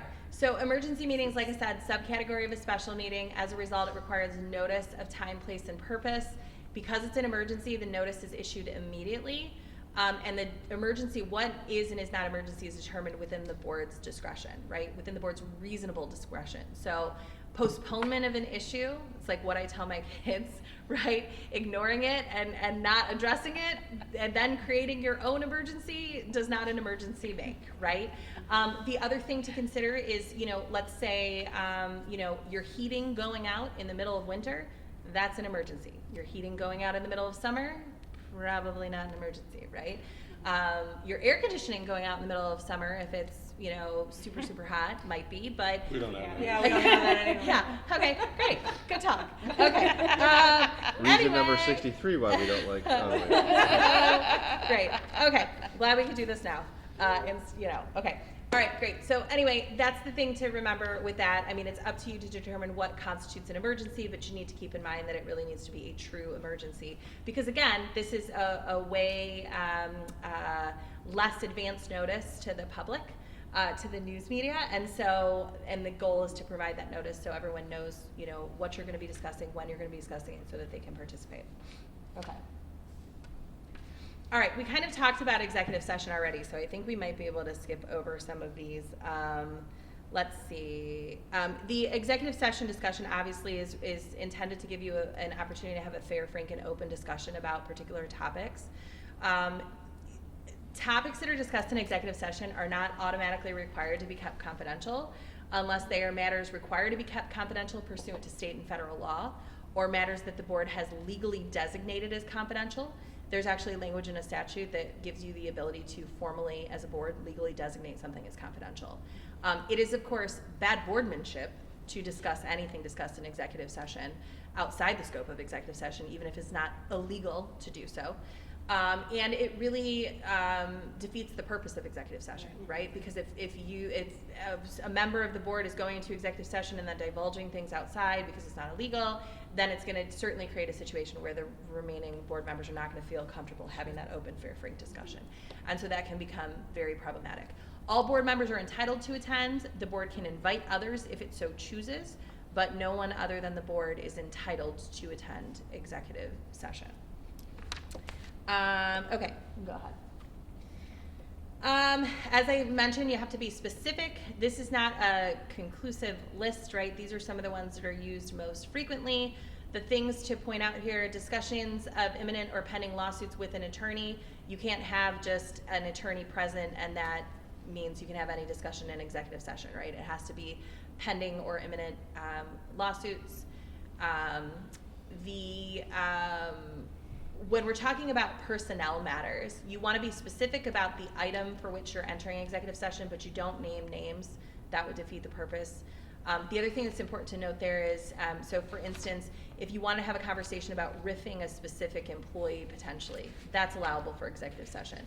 A general conversation about whether you might need to implement a riff in general that doesn't relate to a specific employee, that is not allowable for executive session. That's an open session discussion. Another example would be, let's say you were having a search for an administrator and you had an agency, OSBA or an ESC, someone's coming in to assist with that. Or you had a board vacancy, right? A conversation with an entity that's assisting you about what that process for filling the vacancy is going to look like, not allowable for executive session. Interviewing candidates, allowable for executive session. Whittling candidates in executive session, that's a problem, right? So you need to be really careful about that because there were some decisions and angry letters down the road. And now I'm feeling. Stop looking at your watch, Bill. It's 4 minutes. Okay. So anyway, you want to make sure that you're being cautious about why you're going. Okay, minutes. I kept saying that we were going to talk about minutes, and here we are. The moment has arrived. 3313.26 is the statute. Never take minutes of executive session. You need to, for Public Records Act purposes, so minutes are ultimately approved by the board at the next meeting. They're officially signed. There's actually a statute that says they have to be in like a formal book that's provided by the board. So there's some conversation about whether or not those can only be maintained electronically. I can tell you some of that litigation that we see when there's a public records request coming from those entities that are kind of moving forward with litigation. They'll typically ask for minutes. And when they ask for minutes, they want to see the formal, approved by the board, signed minutes, right? They don't just want to see, hey, here's what's on our website, or you direct to the website. Even though we have full recordings of all meetings, it doesn't in any way mitigate what has to be on a piece of paper called the minutes. Yeah, so here's the problem. That statute that talks about the board minutes book hasn't been updated. Well, it's been updated, but that issue wasn't addressed. And when that statute went into place, no one was contemplating even the ability to electronically hold minutes. So it's severely outdated and it needs to be updated. I think it should be updated, but at this point, it's not. And so you're gonna say, we've got a recording that's an actual word for word, right? That's something that you might be maintaining as part of your minutes, or you might provide, right? And that's good to have, but if someone calls into question whether you have the minutes book under the statute, the unfortunate reality is you probably should be maintaining that as well, right? Again, it's outdated and it should be changed. But as we're operating right now, it's, as I shared my update, we take pretty detailed minutes, but then Yes. we've added, just as an added layer of protection for a friend of Megan's, we've added a verbiage that, we give the link to the video. Now we're maintaining that electronic record and saying that they, in conjunction, together, a cohesive Yeah. group. So that way, if anyone's ever, I think we're covered as much as you can be covered. Yeah. Until you're not, when someone Until some other lawyer shows up and screws it up for everyone. Yeah. No, I mean, it's true, right? They go hand in hand, and it can be really beneficial, right? Because so your written minutes are going to say, motion was made, who made the motion, who seconded the motion, you know, the general idea of the debate, and then how everyone voted and whether it passed or not. But something like having the video to kind of accompany it also ensures that everything is captured, and as you can see, it has to have that sufficient information. And kept in perpetuity for that too, yes? Yeah, Yeah. minutes, yeah, the retention Forever. records are 99 plus years or something. Yeah, it's pretty much permanent. It'll live Yeah, beyond it's us fun, all. fun times, fun times. Okay, so public participation, the small topic of public participation is next. We have literally less than 1 full minute, so I don't know if you guys just want to stop here. I mean, public participation is good. You have a policy. Public participation is a privilege, not a right, so it's not required to be provided, but almost every board I've ever worked with always offers it an option. It's a really wonderful way to get, you know, your community involved and hear their concerns and what they have to say. The important thing to note here is when you do permit public participation, it becomes a constitutional issue. And so you can only restrict based on reasonable time, place, and manner restrictions. Things like when the public can address the board on the agenda, you know, only allowing it during regular meetings and not during special meetings. That's, you know, so those time, place, and manner restrictions. You cannot restrict based on content of speech or identity of the person. Question. Yeah. I know you have like 2 seconds. If it is about an employee or a student, does that still apply? Because then you would have FERPA issues, right? Well, thank you for segueing into our next. Yes, thank you. Set it up. It's like we planned it. Yeah, no, that's absolutely, well, it's absolutely correct. So complaints about students likely include a FERPA protected information and a component there. Again, you would use what we talked about before. You know, I mean, if it's a parent saying, you know, I want to disclose this information about my child, well, they have the ability to do Right. that, so long as the child's not an eligible, they're not 18, right? Then that right rests with the child. But you could run into FERPA issues. If it's a staff member, there could be other issues or concerns about information that's being shared. And so you would use your parliamentary procedure rules that we talked about before to maybe go into executive session, or you would maybe direct, and then maybe let's just do the last slide on this one that has the best practices. So the best practices would be that you don't answer questions, engage in a Q&A, you're there to listen, you're there to note. We talked about before, if someone brings something to your attention during public participation that warrants follow-up, then that follow-up can happen. You want to make sure everyone knows there are policies and procedures and those are being implemented appropriately. You want to remain calm and impassive. There are times when you know, comments can be hurtful. So, you know, and that's part of the process, right? I mean, as elected public officials, or, you know, even anyone who is appointed, right? I mean, that's part of the job as a public employee, public official. Sometimes, you know, the community doesn't always come to tell you you're doing a great job. A lot of times the community has concerns, and this is the venue, this is one of the venues for them to share those concerns, and it can get emotional sometimes, and that's okay. You want to remain calm, you want to always thank you know, your speakers for their comments, and then follow up where appropriate. And like I said, refer matters that are in need of follow-up to the appropriate. Quick question, on the previous slide, it referenced if the person had not followed what would be the chain of command. Right. So they're coming to complain about the parking at Orchard Hollow. Now, would the chair then say, have you shared your concern with the building administrator? I mean, is that? So typically you don't want to engage in that discussion in that setting. Not only does it take time away, right, because public participation is typically limited and the time that everyone has for doing all of the business of the board is limited. Likely what you would do is you would make a note, you'd follow up with the administrator and say, hey, has this individual reached out to you? And then you would ask, you know, the administrator would reach out to the individual if they had not had that correspondence and say, you know, here's the process that we have in place that you can follow to address your concern, or let's have a conversation if that's the appropriate venue. Again, you don't want to allow anyone to kind of circumvent the policies and procedures you have in place in that chain of command, because under a lot of the policies and procedures, and sometimes those are guided by statute or law, the board might serve in an appellate function, right? So not only kind of circumventing the rules and you know, not implementing the policies appropriately, but you also can get into a little bit of a challenging situation if you do have under the law an appellate function where you're getting involved earlier than you should be. That could become problematic as well. So again, you want to try to kind of limit that. I mean, the speakers are going to come and they're going to provide the information they want to provide. You're going to follow up with your administrators to say, hey, listen, is this a conversation that's happening? Sometimes the answer is, yeah, we're aware and we'll follow up, or it's been addressed. Sometimes it's, no, this individual hasn't come to us, we had no idea, and, we'll reach out and initiate a conversation and make sure that they get directed to the right. But we can't prevent them from bringing up an employee or something, because Yeah. then that's content of speech. Yeah, so Okay. you can't prevent them from bringing up an employee. Now, you can use parliamentary procedure though, right? Like you can say, we'd like to invite you, I think that we should enter executive session and have a conversation about this, and we'd like to invite you to join us. Or, again, if it's someone who's sharing information that's like FERPA protected or illegal to Right, be student, disclosed, yeah. in that case, if you say, so in your policy, typically there's language that talks about how you handle public participation when it gets out of control, right? So the public has a right to hear, not to be heard, right? And so if you're offering the public the opportunity to be heard, if the speaker runs afoul of those standards that are put in place, those reasonable time, place, and manner restrictions, then it is totally appropriate to use the options available to you. And typically that gets kind of like varying degrees of severity, right? You want to say, we're going to ask you to refrain from providing information about students, or we're going to ask you to refrain from,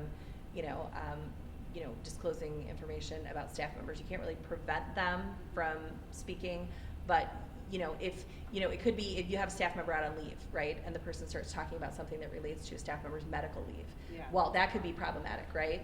So you would ask the person, we're please going to ask you to refrain from doing that. If they refuse, you might take a recess and try to have a conversation. So, the board president might have a conversation with the person and say, that's not appropriate for open session. If you have a concern, you can address it with the superintendent, or, the board might say, you might say, well, we'll enter executive session later and we'll hear your concerns there.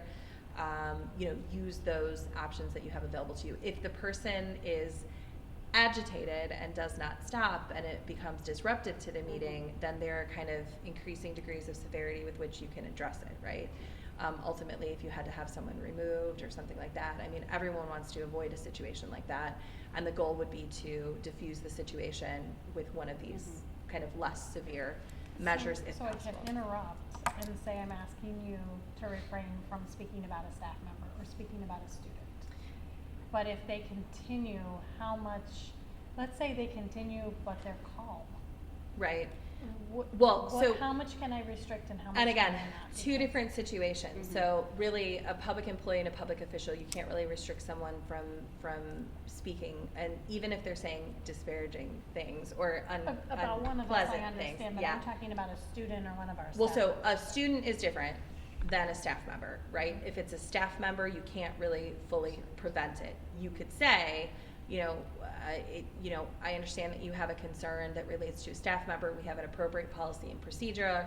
We'll have the administration reach out to you to discuss your concern, right? But you can't preclude someone or stop someone from discussing that unless they start divulging information that is legally required to be kept Medical, confidential. like you said. Medical information is an example as it relates to staff members, right?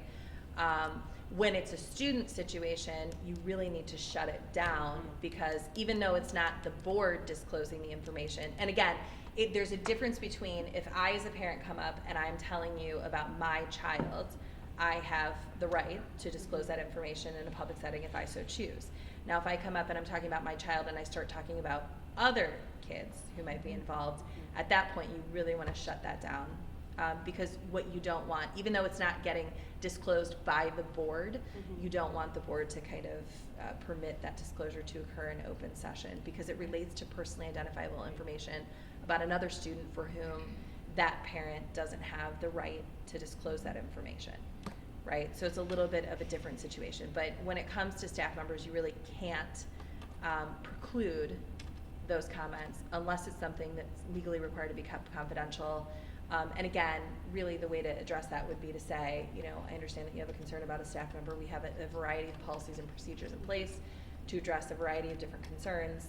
And we would ask that you follow those procedures. If you need assistance, we can have an administrator or someone reach out to direct you to the correct policy. And all of your policies and procedures are publicly available on the district's website as well. So they're publicly accessible. So. Would you have a problem if somebody speaks an individual's and a child's name, and now you've recorded it and you're putting it on your website? Are you responsible to edit the sound so that it cannot be heard subsequently on playback? Yeah, that's an interesting question. I would have concerns about making changes to, like, if this is serving as part of what you're considering to be your minutes. Right. I would have concerns about making changes and changes. edits to it. I mean, I guess it's something that we could consider, but I would have significant concerns about You'd that. want to consult legal maybe before. Yeah, do you would it. want to talk to legal. You would want to get legal advice, which we certainly would not discuss in an open venue. Right. But yeah, I mean, I think that might be very fact specific. It might depend, right? So like if you had a situation where some serious personal information was disclosed, it was Correct. already, it was disclosed in an open session, and you can't unring the bell, right? And I would still have those concerns about altering the recording, especially if you're saying that this recording is in part minutes. But, you know, I suppose I could see a situation where we might want to consider it. Because the victim in that case could sue us for. Well, anyone can sue you all the Continue. time for anything. That's That's true. what I You learned. might succeed That's or- on like the first day of law school. That's what they teach you. Anyone can sue anyone for any reason. It's can you win, right?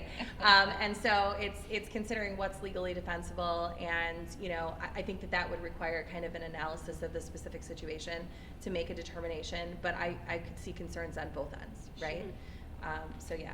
Okay, we're not going to talk about public records, but because I've already taken 10 more minutes of your time than That's I our was fault, but permitted to. He's the authority. It's obviously Bill's fault. I think we can all agree. Yes. No, How much left do you have, Because if you Megan? keep going, well, I don't know, I have six slides, 7. Do you want to talk about public records? I mean, we're here. I don't know. We can talk. I mean, I'm here for it. I don't I still know. have coffee. I'm good. Oh, okay. All right, let's do this. No one fell asleep yet, and I'm a fast talker. Let's fast talk our way through Public Records Act. Okay. So the Public Records Act, which we've kind of talked about, relates to records of public bodies. Board members are not typically involved in the processing of public records requests, but it's good to know the standards and who to contact if you received one. It's important to note that board members are all required to do training, but the training can be delegated to a designee. Our You're welcome, Ms. Marquardt. great good friends. At the beginning of every new term of office, there's a required training. The Attorney General's office has, I think, made these. I don't even know if they do them in person anymore. They're almost all It's online. Yeah, they're virtual. That I've seen. It wasn't recording this year. It was an actual, like, you had to jump on a Zoom. Oh, okay. Yeah. I mean, I've done the training myself. Actually, way back when I worked at OSBA, I thought, well, I talk about these topics ad nauseum. I should sit through the training myself and also do it to see, you know, what is actually going on there. And it's actually beneficial. I mean, it is really helpful. It's not geared only toward boards of education, right? Because the Open Meetings Act and the Public Records Act, you know, applies to a number of different public entities and public bodies in the state. So you're required to have a board policy about public records and public records requests. It's required to be posted in district buildings. You cannot have a policy that limits the number of records that are requested or the numbers of requests that can be made. Obviously, if something is overbroad or ambiguous, you might have objections, and we can actually go ahead and talk about that now. You can't require a time limit or anything like that. So the first thing to talk about, what is a record? And a record is anything kept by a public office that contains information stored on a fixed medium, that's created, received, stored, or sent under the jurisdiction of the public office, and it documents the organization, functions, policies, decisions, procedures, operations, or other activities of the office.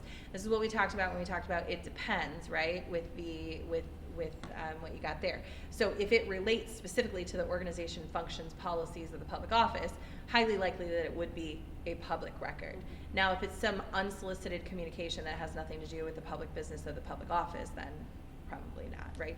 So an example would be like your calendar, right? So your calendars might be public records if they are related to what you're doing in your capacity as board member or an administrator of the district. Your personal calendar, not a public record, right? Because that doesn't have anything to do with the organization or functions, unless, you know, hopefully your personal calendar does not have that.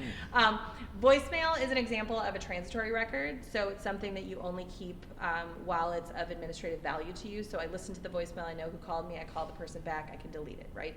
Transitory record, no obligation to retain that in perpetuity because I've used it for its intended purpose, and then that is it. We talked about originals and duplicates. We can go ahead. And that comes into play with social media. So like a social media post, if the post itself is an original, then it has to be retained if it meets the rest of the components of that definition. If it meets the components of that definition and it is a copy, so let's say a newsletter went out and then the district also makes a social media post providing the newsletter.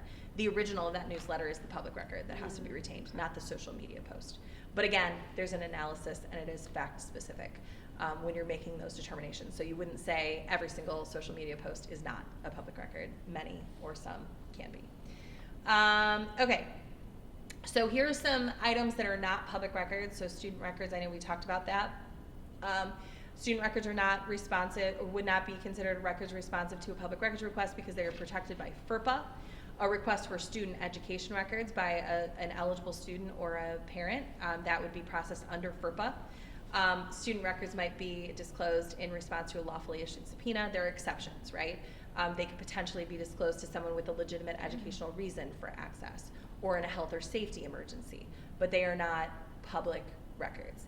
An exception would be that anything designated as student directory, not anything, what's designated as student directory information could be produced as responsive to a public records request. You will have a policy that says what you, the board, are designating as student directory information. It's typically name, it could be phone number, address, things like that, right?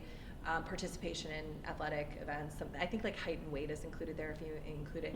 FERPA's got a lengthier list than state law. 3319.321 is the statute that is kind of the lookalike to FERPA, and it is a more abbreviated list. So if you expand to the FERPA list, there's a little bit of risk there because Ohio's law is more restrictive.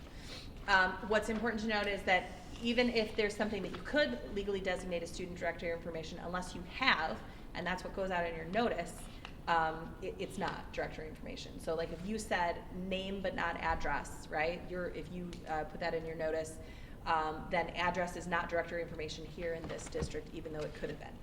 Okay? Because you're putting parents on notice each year to say, we're designating this as directory information, and if you don't want us to release this as responsive to a request without your consent, you need to opt out. And then you give the opportunity to opt out, and if they opt out, then, if you get a request that information is redacted or withheld. The other thing that's important to note here is for purposes of directory information, it can't be released if it's for a profit-making plan or activity. Now, I did have a very specific question about this last year, because of course, why not? And what I can tell you is there's not a lot of case law that's very helpful on the topic of what constitutes a profit-making plan or activity definitively. But so in most circumstances, and I think this is, that might be on our next one, you're not asking your requester, or you can't force your requester to tell you what they're using it for. If they're requesting directory information, you can, because you need to be able to verify that they're not using it for a profit-making plan or activity in order to release it and have it be allowable.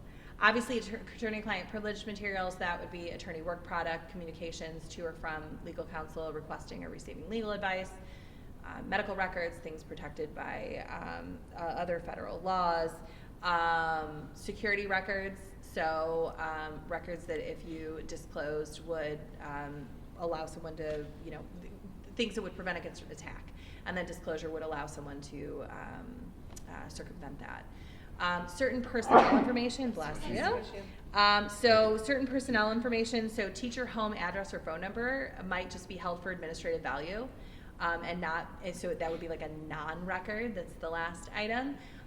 But it depends how it's used. If you go back to that definition, so if you're using teacher cell phone numbers to reach out to do something that is business of the board, then it would be harder to argue that those are only held for administrative value if you're actually using them to carry out the business of the board.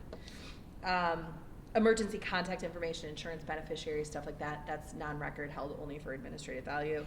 The certain personal, that should say personal, not personnel information, the certain personal information, social security numbers, bank account information, things like that. Okay, there are like literally three, four? We got this, everybody. Okay, so as I mentioned, anyone can make a request. They don't need to put it in writing. They don't have to provide their name. They don't have to explain why they want the records unless it's directory information. You can ask for their identity, the purpose. You can ask them to put it in writing, but you have to disclose to them first that they don't have to do that. It's not mandatory. And if you're asking, you want to be able to justify that you're asking so that it makes it so that you're more able to identify, locate records that might be responsive to the request. But again, you have to tell them in advance, you don't have to provide this information, but it would be really helpful to have that information to be able to identify the records you seek. You have an obligation to promptly prepare and make available records to any person at all reasonable times during regular business hours. Typically what's going to happen is if someone sends a public records request, Bill is probably going to send a response that says, thank you, I want to confirm receipt. The district will respond within a reasonable time as is required by state law, and then it will be processed. So then you're making that initial communication with the requester to acknowledge receipt, to let them know you will comply. What is a reasonable period of time under state law? Depends. Depends on the records being requested. It depends on whether the request is overbroad or ambiguous, or if there are going to be any objections or denials. It depends on whether there could be, attorney-client privileged information, student information that might be in need of redaction. That could create a longer time period for processing a request. Anytime any request is being denied or any record is being withheld, there is an obligation to provide the reason for the denial, withholding, redaction, along with the legal authority to support it. So it's a lot of legal mumbo jumbo. Reason number 5,000 why everyone hates us. If you thought we weren't going to add another one to the list before we parted ways, you were wrong. Some of the standards that we typically see are requests that are vague, overbroad, ambiguous. Requests for information, not records, right? There's no obligation to create a record that doesn't otherwise exist or assemble information from other records to create a new record. Typically speaking, what you're going to do is you're going to communicate that. So depending on how vague or overbroad or ambiguous the request is, Bill might reach out and say, this is really vague and ambiguous. I'm not sure exactly what records you seek. Can you provide any clarification, right? And then the person may or may not provide clarification, and then it's processed from there. Something that isn't limited in scope with regard to time frame or individuals to whom the records relate, something to that effect, right? Could be a whole variety of reasons. From a redaction standpoint, FERPA might require you to withhold a record or redact attorney-client privilege information. Obviously, there's not an obligation to disclose, and that. So you always want to indicate throughout the process, whether it's a letter accompanying records that says, we're objecting on these bases, but we still carried out the request and we identify the records we think are responsive to your request. Here are the records we think are responsive, but if you want to or wish to clarify, we'd be happy to work with you and or run a subsequent search. So that's that. Is that done at no charge? So you can charge for copies. If someone asks for hard copies, you can charge for copies. I don't think I've had a paper copy request in 2.5 years that I've been CFO. Yeah. So you can't charge for the time spent assembling records. You should, we would be rich. And the No more deficit thresholds. spending. The threshold, it got personal real quick. It got so personal. It escalated quickly. But you can't charge for the time spent, but you can charge for the actual. And you might have someone come to you and say, I want to know in advance. I'd like hard copies, but I want to know in advance how much it's going to cost before you process it. Or if you think it's going to be voluminous and they want a hard copy, you might want to reach out to them and say, hey, listen, this is going to be expensive. And of course, maintenance of public records. This is my final parting note is records retention. Take it, Bill. No. Your records retention schedule. You have a record. We meet by August every year You to do. do the record He retention did it. schedule. He did bullet point number 4. You have a district records commission, which is the superintendent, treasurer, and board president, meets annually, reviews applications for disposal. Nothing can be disposed of without going through that process. I'm not going to get into the weeds with it, but there have been changes in recent years to how that process works. It used to require a submission of a form to what used to be the Ohio Historical Society and now is the Ohio History Connection. Now far fewer records require submission of a form, but anything being disposed of still should be That's what we do in approved August, by the yeah, so we Records do that Commission. approval and then we dispose of everything.